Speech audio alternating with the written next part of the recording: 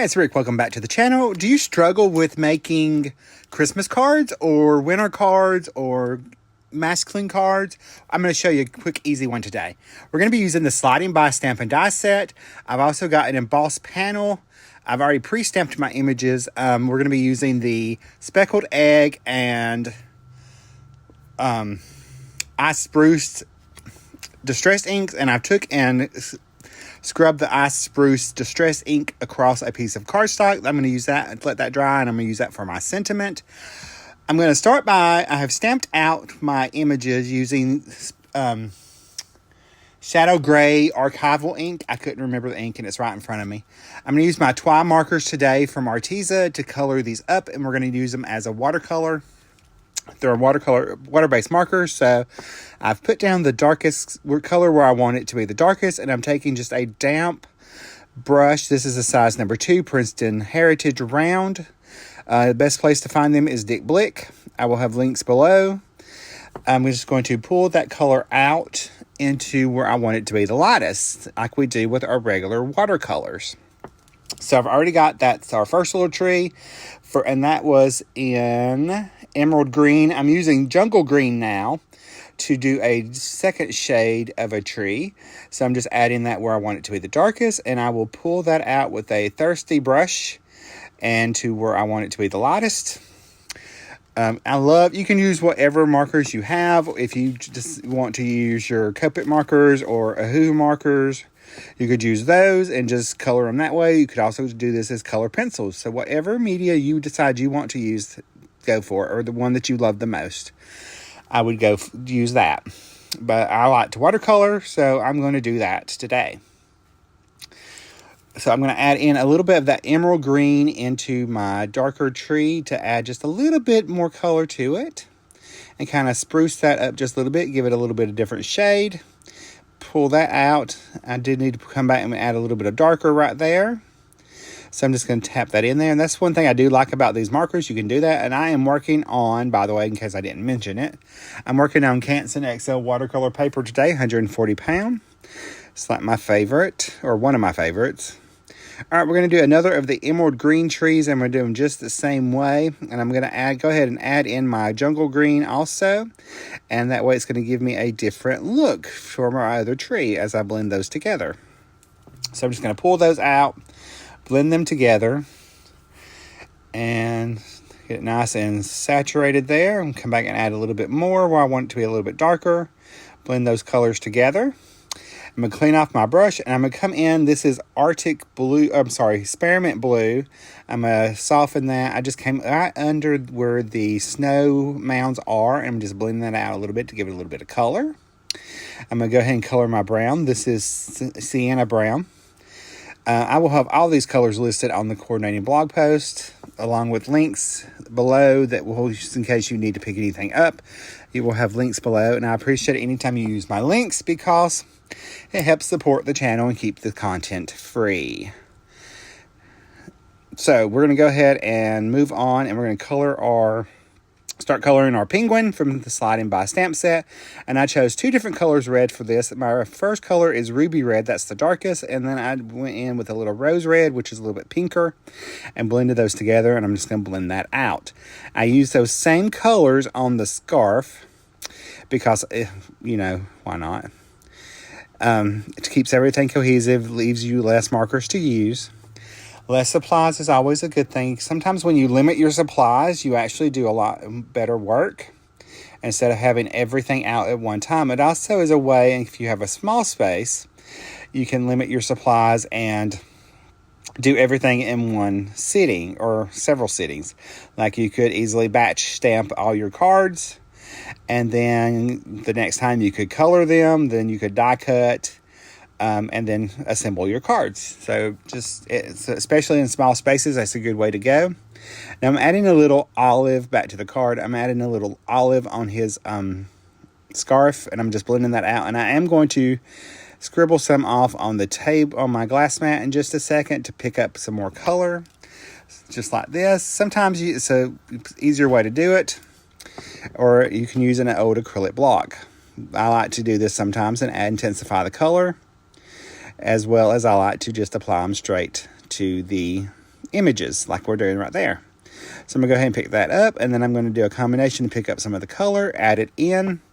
For his little beak and his feet, I chose the pink marker, and I'm just going to add a little bit of that orange in to begin with, and then pick up some on with very little water and blend that out into the rest of his little feet and everything, and it helps add more dimension to everything.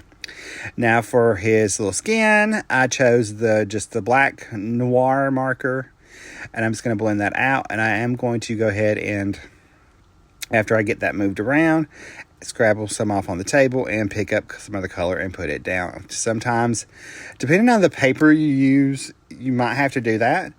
And if you want just a little bit more of a subtle transition, that's a good way to do it. So you can, that way you don't have as harsh of a line as you can see on these little wings.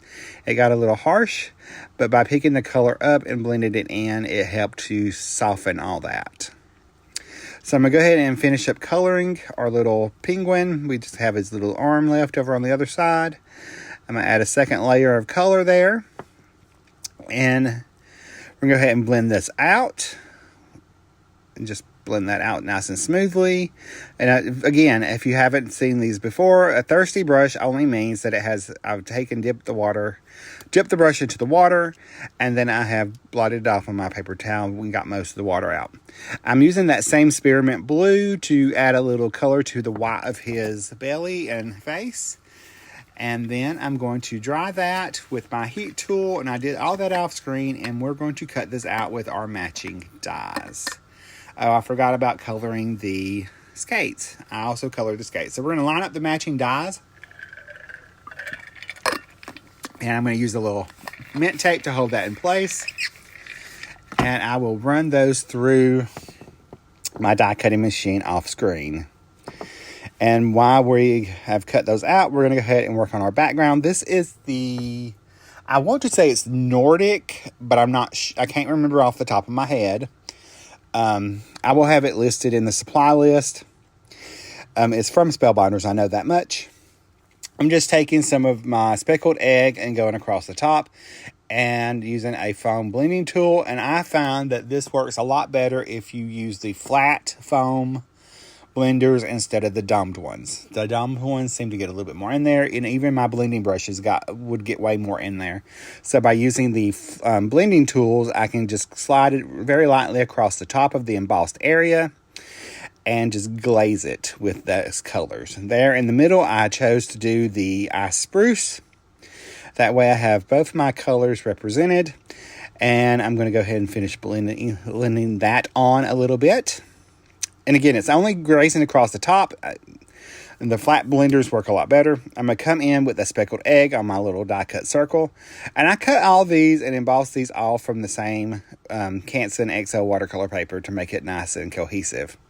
I'm going to add a little bit of that spruce at the top and a little bit of Toffee Crunch Memento ink around the bottom. To secure these together, these were cut from using the Stitch Circle Dynamics from My Favorite Things. I'm going to add some foam adhesive on the back, and that's how I kept the little edges on there. I just kind of secured them where they met. You could easily tape it if you wanted to. I just chose to do it this way. I'm going to go ahead and add my pine trees onto my little circle here. And we are going to take and pop all of our backings off. And I forgot how long this takes. I'm so used to the foam tape now. So we will go ahead and get our little pokey tool and pop off all those little backings. And I will spare you having to watch me do that the entire time. Maybe I didn't. Could have swore I cut that. I didn't cut it soon enough. All right, we're going to add a little liquid glue to the back of our little foam adhesives. That way I can have a little wiggle room and pop those down. I'm going to add a couple of foam squares, foam dots to the bottom of the penguin and add liquid glue to the rest. And I'm going to go ahead and have him coming off of the side on the left hand side of the card, or right hand side of the card, stage right. All right, now my ink has dried that I did when we started the video. I'm going to go ahead and do my sentiment now. It's going to say Warm Winter Wishes. I'm going to stamp that in my Wow Ultra Slow Drying Embossing ink. And I'm going to cover that with my Detailed White Embossing Powder from Wow. I'm going to go ahead and heat set that till it's nice and melted. And then once that cools, I will cut that down to size. But while we're waiting, we're going to go ahead and attach our card front to our A2 card base top folding. And I just pinch the sides together. All right, I'm going to put this in my Tim Holtz trimmer, and I'm going to just cut off the length I want and the width. And I'll cut both sides. We're going to take and cut a little fishtail banner in the one side of our little banner here. And we're just going to attach this down with a little liquid glue, making sure it's nice and straight. And to finish off our card, we're going to come in and add 3 fairy dust rhinestones at the top left of our sentiment and 2 at the bottom right. So we're going to add those. Boop, boop, boop, boop, boop, boop, boop. We're going to come in with a black Secura Jelly Roll pen and darken up his little eyes. And we're going to add some gel pen highlights using our Secura white Jelly Roll pen. And I like the bold. This is the size number 10. It's the one I like the best. So I'm just going to come around and add highlights to everything. Our little trees on one side, and the penguin and everything. And that finishes my card. Here's a closer look at my card. And if you like this video, you're probably going to like the one coming up next.